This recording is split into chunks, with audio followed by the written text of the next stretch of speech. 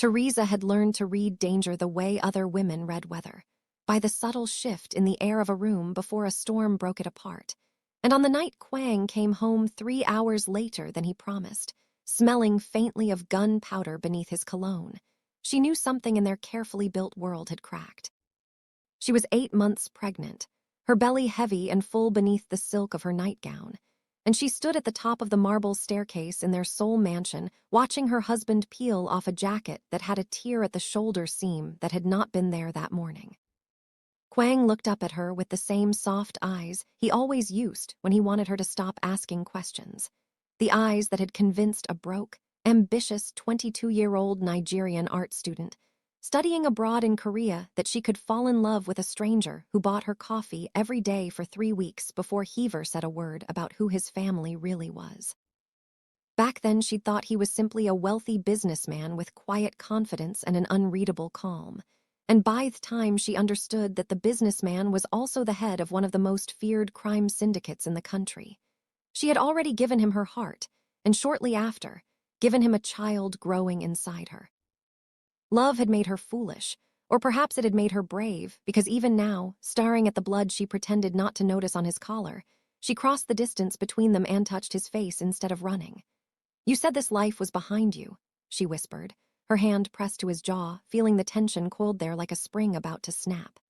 "It is behind me," Kwang said, though the words came out rehearsed, like a lie he'd told himself so many times it had started to taste like truth.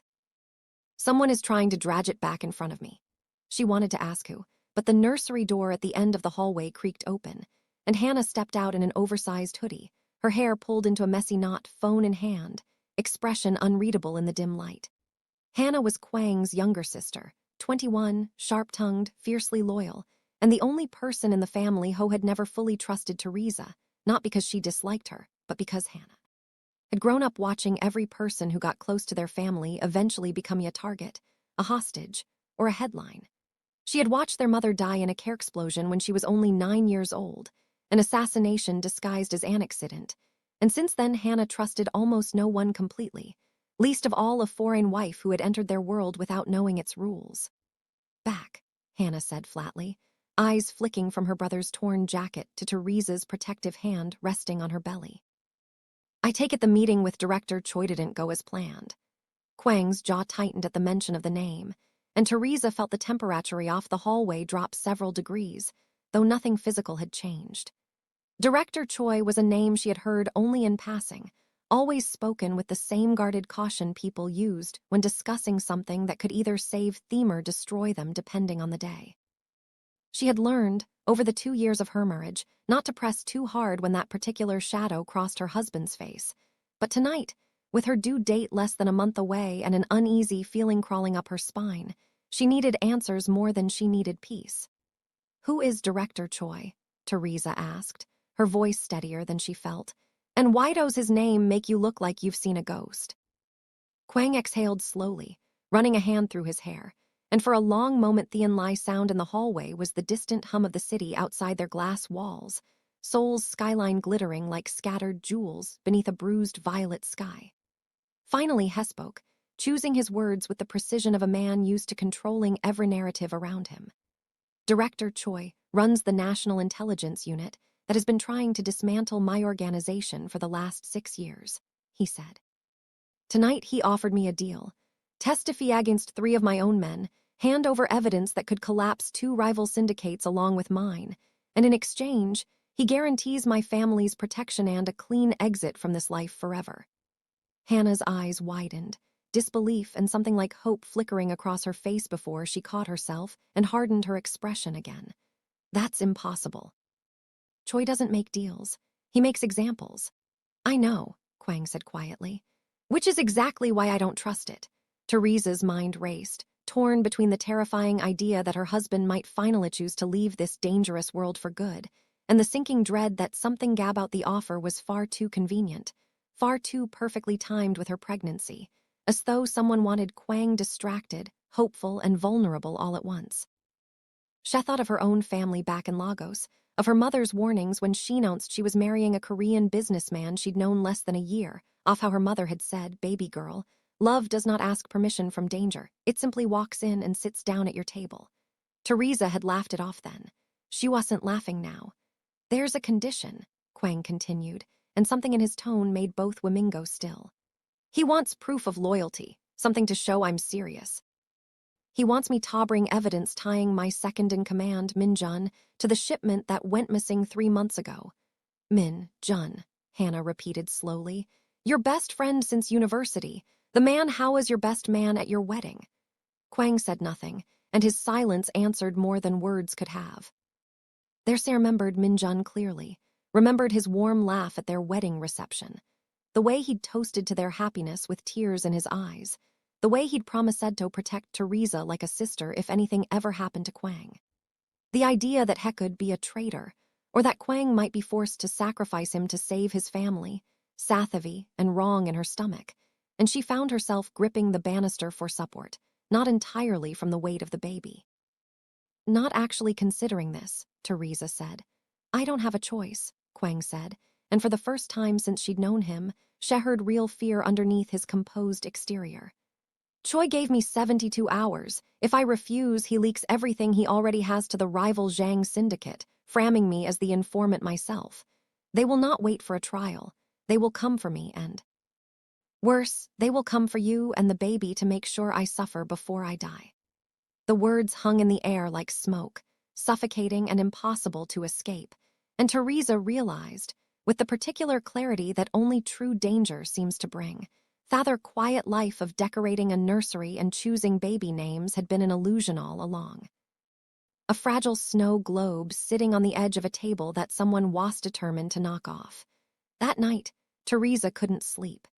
She lay in the dark beside Kwang, listening to his breathing, wondering if he was actually asleep or simply pretending, the way he sometimes did when his mind was working through problems he didn't want to burden her with. Around 2 a.m, her phone buzzed with a message from an unknown number, a single line of text that made her blood run cold. Tell your husband that some promises are written in blood, and blood always finds its way home. She sat frozen, staring at the screen, before deleting it with shaking fingers, telling herself it was some cruel prank, though some instinct deep inside her whispered it wasn't anything but. The next morning, Hannah found her in the kitchen, staring blankly at a cup often touched tea, and for once the usual coolness between them thawed slightly. Hannah pulled out a chair and sat across from her, studying Theresa's face with an intensity that felt almost like an apology.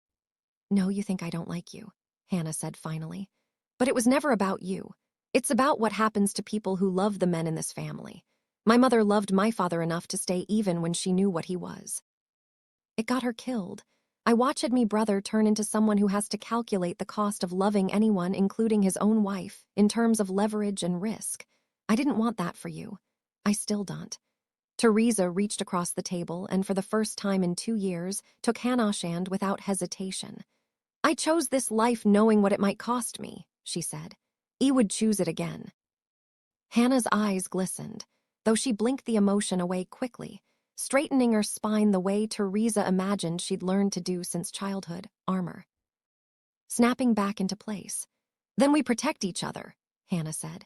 Whatever Choi is planning, whatever Min-jun did or didn't do, we don't let them tear this family apart. Days passed in tense, watchful silence, punctuated by whispered phone calls Kwang took behind closed doors, security detail doubling around the house, and ever-present feeling that they were being watched from somewhere just beyond sight.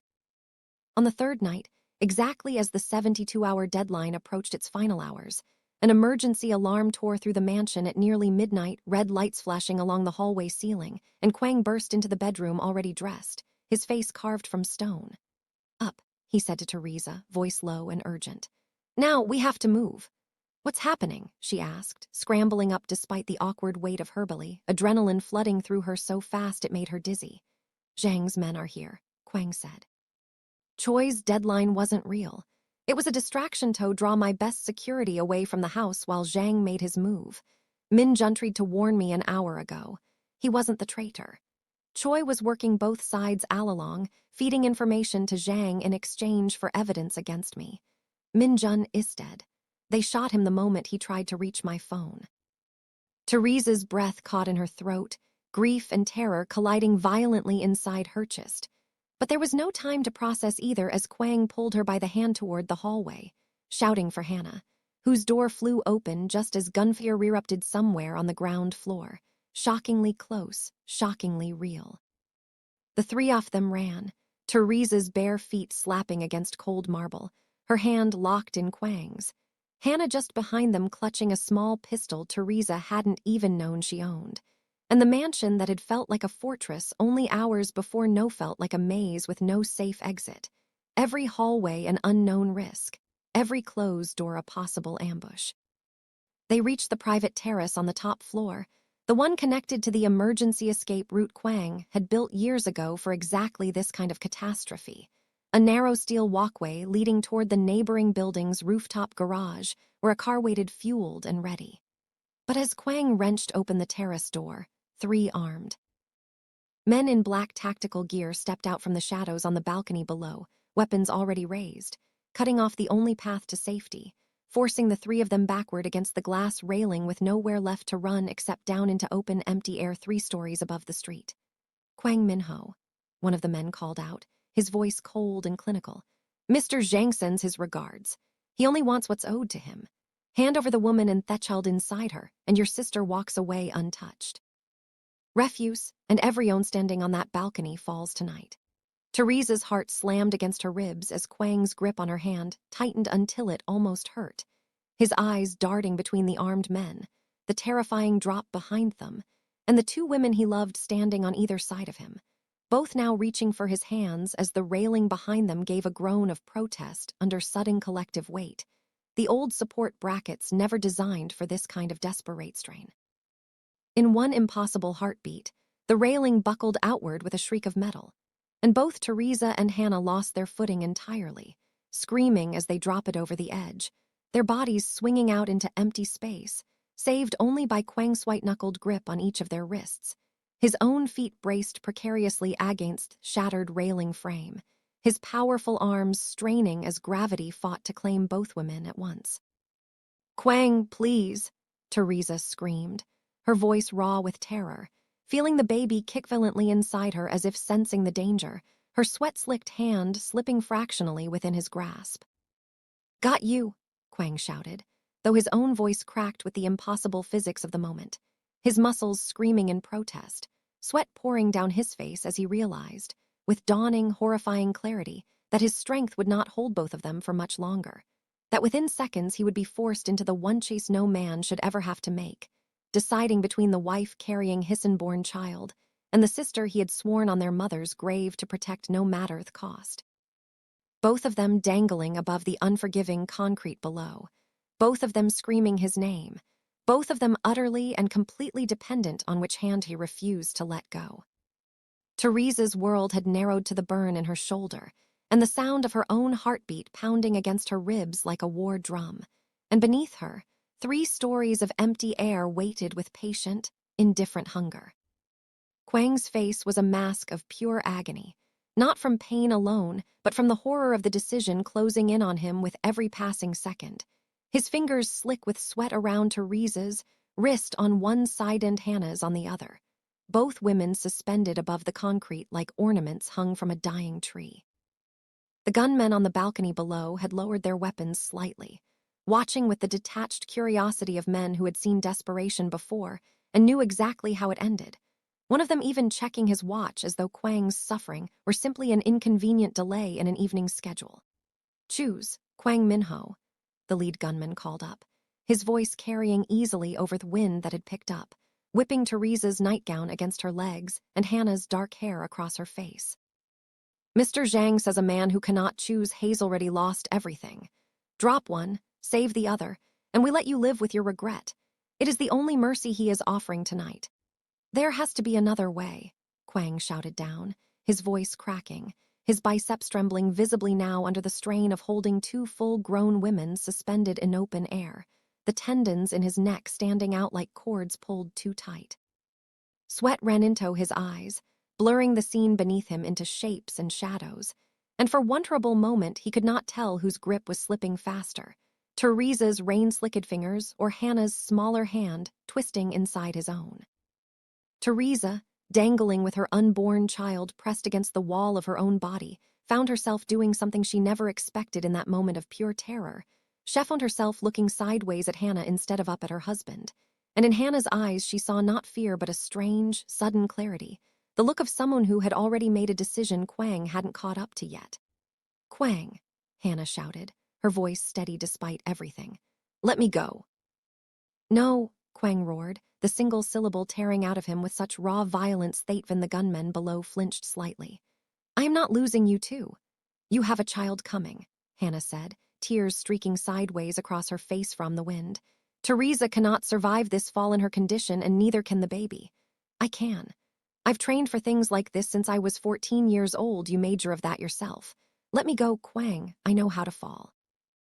It was, Theresa would think later, the single most impossible 60 seconds of her entire life. Because in that moment she understood two things with equal, devastating clarity: that Hannah was not simply being selfless, she was executing a plan, and that whatever was about to happen next had not been left to chance the way it appeared. Just as Kwang's mouth opened to refuse again, to insist he would find some other way even as his strength visibly failed him, Hannah twisted her wrist sharply inside his grip, a move too controlled, too precise to be an accident, and slipped free of his hand entirely, dropping not toward the concrete below but sideways, her body twisting midair with the trained precision of someone who had rehearsed this exact motion, catching the edge of the second-floor balcony railing with both hands, swinging her legs up and over it in one fluid motion that left the gunmen below stunned into a half-second of hesitation. "Now," Hannah screamed from the second-floor balcony, and that single word detonated the night into chaos, because it was not meant for Kwang or Theresa at all. It was a signal, and from the shadows along the perimeter wall, dark shapes began moving, men Theresa hadn't known were there, men in the same tactical gear as their attackers, but with a different insignia stitched into their shoulders, opening fire on Zhang's men with brutal, coordinated efficiency. "You didn't think I'd let them walk into my house without a countermeasure of my own," Hannah shouted up at her stunned brother, even as she ducked behind the railing to avoid the crossfire exploding around her. "I called in Uncle T-Sung's men the moment the alarm went off. You always underestimate me, Opa." Kwang, freed from the impossible calculus of choosing between two lives, used every remaining ounce of strength in his failing arms to haul Theresa upward, his muscles screaming, his mind blank with adrenaline and disbelief, dragging her back over the broken railing and onto the relative safety of the top terrace floor, just as one of Zhang's gunmen, realizing the tide had turned against him, took aim not at Kwang but directly at Theresa's exposed back. "Down," Kwang bellowed, throwing his body over hers as the shot rang out, the bullet catching him instead across the meat of his upper arm, a graze that tore through fabric and skin but mercifully missed anything vital. And even wounded, even bleeding, he did not stop moving, pulling Theresa behind the reinforced concrete pillar at the terrace's edge, shielding her with his own body as Uncle T-Sung's men finished clearing the balcony below in a firefight that lasted less than 90 seconds but felt, to Theresa, like it stretched across an entire lifetime. When the gunfire finally stopped, and an eerie, ringing silence settled over the mansion, broken only by distant sirens finally approaching and the low moans of men who hadn't survived the exchange, Theresa realized she was sobbing, her whole body shaking uncontrollably, one hand pressed to her belly, the other gripping Kwang's bloodied shirt as though letting go might make the entire nightmare real all over again. Kwang held her against his chest, his own breathing ragged, murmuring apologies in a mixture of Korean and broken English that made no sense strung together but carried meaning anyway. The universal language of a man realizing exactly how close it had come to losing everything that mattered. Hannah appeared moments later, climbing back over the railing with the effortless grace of someone who had genuinely trained for exactly this scenario. A thin cute above her eyebrow, the only visible sign of the fall she had deliberately engineered. She crossed the terrace and knelt beside them both, checking Theresa's pulse at her wrist with practiced efficiency before turning her attention to the wound on her brother's arm. "You could have told me you had a plan," Kwang said, half furious, half in awe, wincing as Hannah pressed a torn strip of her own hoodie against his bleeding arm. "There wasn't time, and you would have said no. Hannah said simply. You always try to protect me instead of letting me protect myself. Tonight I decided that wasn't going to be an option anymore. It was only later, once paramedics had arrived and Kwang's private physician had taken over treating his wound in a downstairs room, now stained with the evidence of violence. Once Theresa had been checked over, and the baby's heartbeat confirmed strong and steady on a portable monitor, despite everything her small body had endured, that the truth of the evening's betrayal fully unraveled.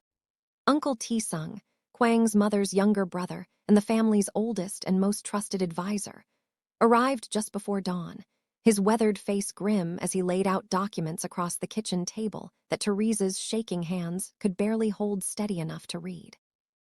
Director Choi has been playing both sides for over a year, Tae-sung said, his voice heavy with the particular exhaustion of a man delivering news he wished were not true.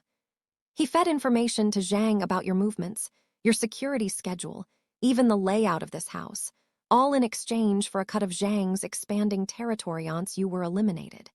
The deal he offered you 3 nights ago was never real.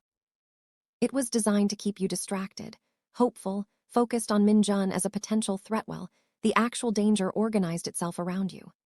Minjun, Kwang said quietly, his jaw tight with grief he hadn't yet had time to properly feel. He really is dead. Tae-sung nodded slowly. He discovered Choi's betrayal 2 days ago and tried to warn you directly instead of going through proper channels, which is exactly why Zhang's men were watching for it and intercepted him before he could reach you. Headied trying to save your family, Kwang. Whatever else you believe about tonight, believe that. Theresa watched her husband absorb this information, watched the muscles in his face work through grief and rage and a terrible, quiet guilt, and she reached for his hand beneath the table, grounding him the only way she knew how in a moment where words felt entirely insufficient. Hannah, seated across from them with an ice pack pressed to her cut eyebrow, stared at the documents with an intensity that made Theresa uneasy, as though she were searching for something specific among the pages that the rest of them hadn't yet noticed. Wait, Hannah said suddenly, pulling one particular sheet closer and scanning it with narrowed eyes. This financial record, the one showing Choi's payments from Zhang's organization. Look at the routing details. These transfers didn't originate from any of Zhang's known accounts. They came through a shell company registered here in Seoul, under a name I recognize. She turned the paper around so Kwang and Theresa could see, and Theresa watched her husband's face drain of color as he read the company name printed neatly at the top of the page, a name that apparently meant something significant, something that had nothing to do with the Zhang syndicate at all. That's impossible, Kwang said, his voice barely above a whisper. That company was dissolved 8 years ago after my father's death. There's no one left who has access to those accounts except... He stopped, unable to finish the sentence, but Theresa saw the answer forming behind his eyes even before he said it aloud, watched him grapple with a possibility so devastating he seemed physically unable to voice it, and Hannah, watching her brother's reaction, went pale herself as the implications settled over the room like ash shroud. Except our mother's brother, Hannah finished for him, her voice trembling now, all her earlier composure cracking at the edges. Except Uncle Tae-sung. Silence that followed was absolute, broken only by the distant hum of Xiao waking up outside the windows, oblivious to the quiet devastation unfolding within these walls, and Theresa turned to look at the man sitting across the table from them, the trusted uncle who had just saved their lives hours earlier, the man who had raised Kwang and Hannah's father's old associates like his own family, and searched his weathered, familiar face for any sign of the truth, finding only an expression she could not read at all. Calm, unreadable, and utterly, chillingly still.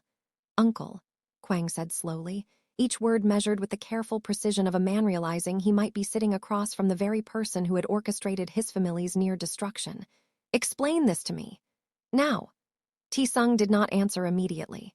Instead, he reached slowly into the inner pocket of his jacket, and Theresa felt every muscle in her body seize with fresh terror. Uncertain whether he was reaching for a weapon or something else entirely, watching Kwang's hand drift instinctively toward his own waistband where Theresa realized. With a jolt, he had been carrying a concealed firearm this entire time, even at Athai's own kitchen table, even around family he had trusted his whole life. Before you decide what kind of man I am, Sung said quietly, withdrawing not upon but a small, worn photograph, sliding it across the table toward them with hands that trembled slightly for the first time since he'd arrived. You should understand why I did what I did, and who I did it for, because the truth is far more complicated than a simple act of betrayal, and far more dangerous than either of you currently understand. Kwang stared down at the photograph without picking it up, his expression flickering through disbelief, confusion, and finally something that looked disturbingly like recognition. And Theresa, craning her neck to see what had rendered her husband so suddenly speechless, felt her own breath catch in her throat at the image staring back up at them from the faded, decades-old print. That's not possible, Kwang whispered. She died. I watched them bury her. I was 9 years old. Your mother did not die in that car explosion. Kwang, Sung said, his voice barely steady now, thick with a grief he had apparently carried in silence for over 2 decades. She has been alive this entire time, and everything I have done, every alliance I built, every betrayal you believe I orchestrated, has been in service of protecting a secret that, if it comes to light tonight, will not just destroy this family, it will burn down everything Zhang, Choi, and every syndicate in this country has built for the last 20 years, because your mother did not simply survive that explosion. She caused it, and she has been hiding in plain sight ever since, closer to this family than neither of you could possibly imagine. Hannah's hands had begun to shake so badly that the ice pack slipped from her fingers and clattered onto the table, forgotten entirely. You buried an empty casket, she said, her voice climbing toward hysteria despite her best efforts to hold it steady. I put flowers on a grave every year on her birthday. I have spoken to a headstone for 21 years, uncle. 21 years. I know, Sung said, and for the first time that night something in his composure genuinely broke. I have carried that knowledge every year, watched you grieve a woman who was very much alive, and told myself it was mercy. Your mother did not fake her death to abandon you. She did it because your father discovered she was feeding information to a rival faction within his own organization. Information meant to protect you both from a war he was about to start. When he found out, she had less than a day to disappear before he would have had her executed for treason. And executing the mother of his own children was not a line even your father wanted to cross quietly. So she staged the explosion, with my help, and vanished into a life neither of you were ever meant to know about. Kwang's hands had curled into fists on the table's surface, knuckles white. And you let me become this, he said, his voice low and dangerous. You let me build my life on grief for a woman who chose to disappear, and you said nothing for 21 years. That was not your decision to make for us, Hannah snapped, finally finding her voice again, sharp and furious. You don't get to decide what truths we're allowed to carry, uncle. Not after tonight. Not after what almost happened on that balcony. Theresa sat quietly through the exchange, one hand resting protectively over her belly, watching the family she had married into fracture and reform in real time before her eyes. And she found herself thinking of her own mother back in Lagos, of the phone calls she hadn't returned in weeks, a fresh wave of guilt rising in her throat alongside the fear. She thought too of the child inside her, of what kind of family this baby was being born into, one built on buried caskets and shell companies and men who carried guns to their own kitchen tables. Why now? Kwang finally asked, his voice quieter but no less intense. If she has been alive and hidden all this time, why would her name surface now, tied to choice betrayal, tied to an attack that nearly killed my wife and my sister? What does she want? Sung's expression shifted again, dread passing behind his eyes. That is the part I did not learn until 3 days ago myself, he said. Your mother did not orchestrate tonight's attack. She discovered it was coming, the same way Min Jun did and tried to stop it through old contacts within Choi's network, protection you never knew you had. But something went wrong. Someone intercepted her warning, and I believe that person is the same one orchestrating Choi and Zhang's alliance from the beginning, someone with far more reach than either of those men possess on their own. Theresa asked, finding her voice for the first time in several minutes, surprising Jevon herself with the steadiness of it. Sung looked at her directly for the first time since sitting down, and something in Hai's gaze made the hair on the back of her neck rise before he even spoke. Someone who has been watching this family for a very long time, Theresa, and who has taken a particular interest in you since the day Kwang brought you home as his wife. I did not want to believe it myself until I saw the pattern laid out in these documents. Whoever is truly behind tonight did not simply want Kwang dead or the syndicate destroyed. They wanted you specifically, and they wanted you alive when it happened. The words settled over the kitchen like a physical weight, and outside, the first gray light of dawn was beginning to creep over the Seoul skyline, indifferent to the fact that inside this house, a family that had already survived one impossible night was beginning to understand how much larger and how much more personal the danger truly was. The revelation hung in the kitchen like smoke that refused to clear, and Theresa found her hand drifting instinctively to her belly, as though she could shield the child inside her from a threat that had apparently been circling long before she understood Ike existed.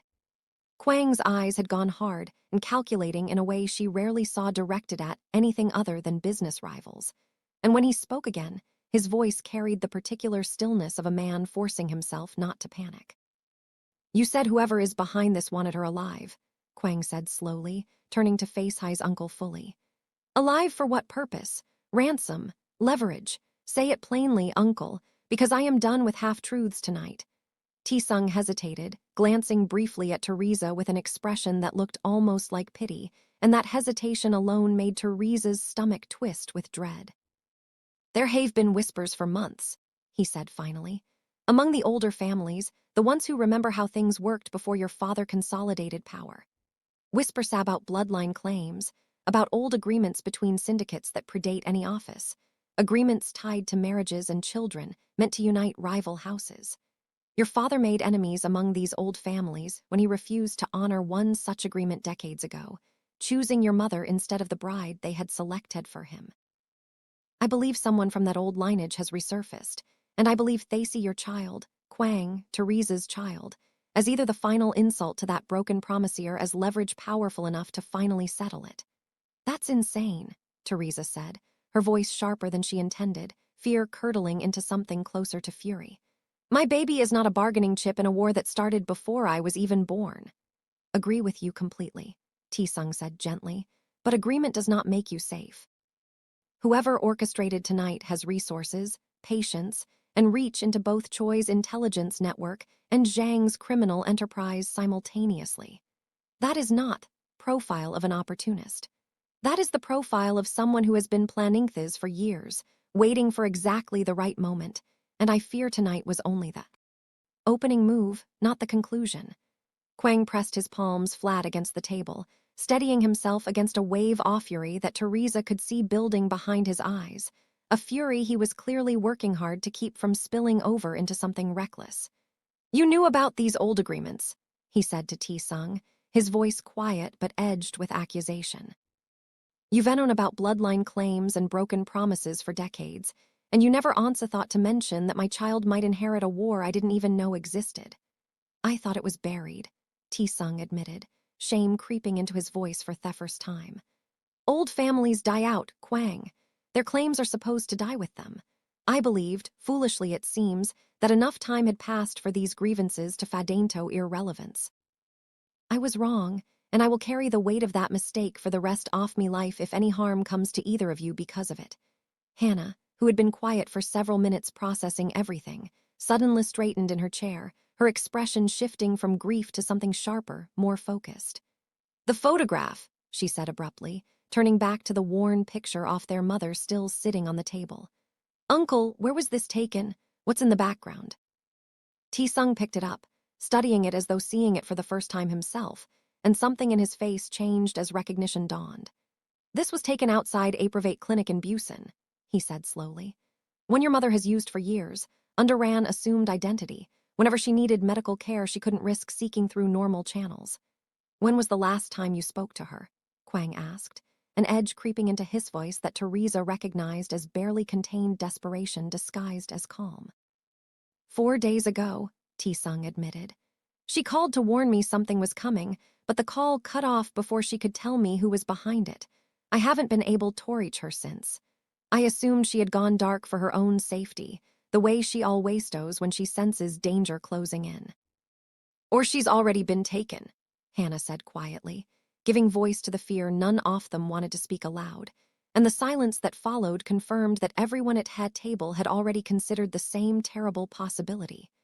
Before Kwang could respond, his phone buzzed against the table, the screen lighting up with a number he clearly didn't recognize, and the entire room went still as He stared at it, torn between answering and letting it ring into silence. Finally, jaw set, He swiped to accept, placing it on speaker so the rest of them could hear. "Kwang Minho," came a voice Theresa had never heard before, smooth, cultured, carrying the faint accent of someone who had spent decades moving between countries and identities. "I trust the events of last night have clarified certain things for you. Your uncle has always been so protective of secrets that were never truly his toe-cap." "Is this?" Kwang demanded, his knuckles white around the phone. "A name would mean nothing to you yet, though it meant everything to your father aunts," the voice said. "What matters is that I have something you want returned to you, and you have something I have wanted for a very long time. Your mother is safe, for now, comfortable even, though her patience with captivity has never been particularly strong. I imagine you'd like her back." "What do you want?" Kwang said, his voice dropping into the register there recognized from the rare occasions she'd witnessed him negotiate with genuine danger, cold, controlled, utterly focused. "Child," the voice said simply, and Theresa's blood turned to ice at the casualness of it, as though he were discussing merchandise rather than her unborn son or daughter. "Not now, of course. She's not due for another month, is she? But when the time comes, the child will be surrendered to complete an arrangement your father broke 30 years ago, an arrangement that requires a union between his bloodline and mine. Since your father is dead and cannot honor it himself, his grandchild will dock white nicely instead." "You are out of your mind if you think I will ever hand over my child," Kwang said, his composure cracking audibly now, real fury bleeding into every syllable. "I don't need your permission, Kwang," the voice replied, unbothered, almost amused. "Only need your mother's location to remain unknown to you, and your wife's location to become known to me. Consider this a courtesy call, one professional to another. You have until the child is born to reconsider your position. After that, I will simply take what I came for, and I promise you, my methods will be far less polite than this conversation has been." Line went dead before Kwang could respond, and for a long, suspended moment nobody in the kitchen moved, the weight of the threat settling over all of them like a physical presence. Theresa's hands were shaking now, both from fear and from the sudden, sharp cramping sensation low in her abdomen that she initially dismissed as stress, until it came again moments later, tighter and more insistent, and she gasped audibly enough that Kwang's head snapped toward her immediately. "Theresa," he said, already moving to her side, his voice shifting instantly from cold fury to raw panic. "What's wrong?" "Don't know," she said, breathing through the tightening sensation, one hand braced against the table. "It might be nothing, stress, adrenaline from tonight, but it might not." Hannah was already on her feet, reaching for her phone to call the physician back, while T-Sung hovered uselessly nearby, clearly out of his depth with anything that didn't involve weapons or negotiations.